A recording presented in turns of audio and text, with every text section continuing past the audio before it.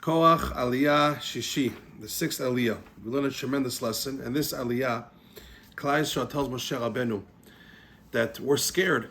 If we're going to go into the parts of the Mishkan where the Israelim are not allowed to go, and some Leviim are allowed to go, only Kohanim are allowed to enter, Chas v'shalom motimat, that person is chayav mita. So Klal Yisrael, out of Yirat Shemayim, out of fear of Hashem, of maybe getting close to doing an Avera, told Moshe Rabbeinu, you got to do something. You can't just have open doors to the Mishkan and people could just roam around and walk around when it's so close to past the boundary, the red line where you're not supposed to go past, and then you chayav mita. So out of Yirat Shamayim, out of fear of Hashem, of maybe coming to sin, they told Moshe Rabbeinu, please do something, put guards around the Mishkan. Moshe Rabbeinu tells them, beautiful idea. And he turns to Aaron Kohen and the Leviim, and he tells them, from now on, the Leviim are going to be in charge of the Mishmeret.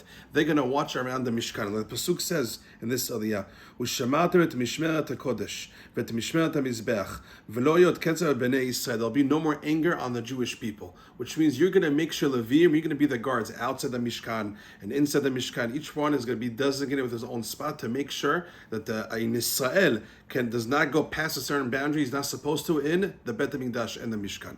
From here we learn in this Aliyah two tremendous lessons. One, the Yirat Chet, the fear of sin that the Jewish people had at that time.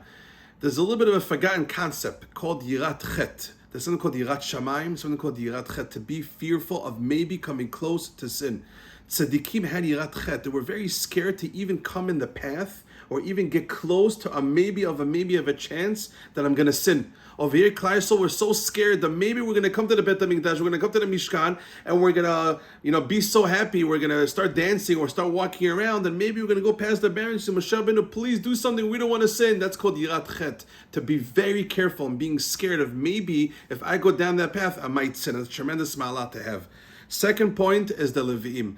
The Levi'im's job was to watch the Bet HaMikdash, was to watch the Mishkan. What's the lesson? The lesson is that just as it is important to work in the Mizbeach like the Kohanim, just like it's important to do the Shechitav, the Korbanot, it is just as important for a person to watch over the Bet HaMikdash, which means a person has to watch over something that's holy, to watch over something that's valuable. A diamond, when you buy your wife a diamond, and you go out of the store, you don't take it out in the middle of the streets, let's say on Coney Island, on Ocean Park, or wherever you live. You don't say, I got my wife a diamond. If you walk around with a diamond so expensive, if it's so valuable to you, nobody walks around like this in the open air. You hide it, you put it in a small tissue, and then you put it inside a small box, and then small box you put it in a bag, and then you run to your car. And then when you go home, you put it somewhere safe. When something is valuable to you, you watch it more, and you safeguard it more and more and more.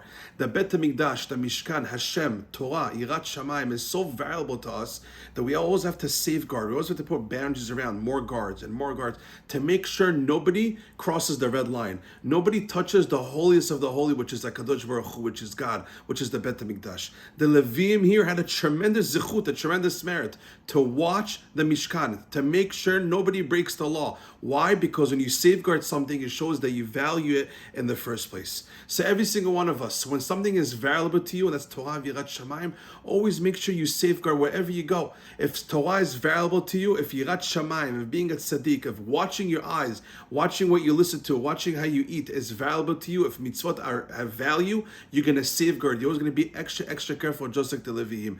Just like it's important for the Kohanim to be in the Korbanut, it is just as important for a person to watch the Mikdash, to watch his Kedusha, watch the mitzvot you already accomplished in your day-to-day life. You do many mitzvot, you learn a lot of Torah. Now it's important to do mitzvot, it's important to learn Torah, but at the same time in this Aliyah, the Leviim taught us, it's just important to also watch that nobody messes around the mitzvot that you already did. Watch over, safeguard the Torah that you already learned, make sure it doesn't get kidnapped, make sure nobody intercepts the mitzvot and Torah that you already accomplished. How can it get intercepted? Chas v'shalom, a person can be learning Torah, and then a split second he doesn't watch his eyes, he sees something he should not be seeing, boom, the Torah mitzvot just got kidnapped by the Yetzara. Or let's say a person learns Torah, then you listen to music you should not be listening to, and that bad music goes inside his neshama, boom, the Torah you just learned can be intercepted. Or let's say a person goes inside his house, you learn Torah, and then starts screaming at his wife really loud and gets into chaos, into anger. It can very much be the Torah that you learned just got intercepted and kidnapped by the Yetzara.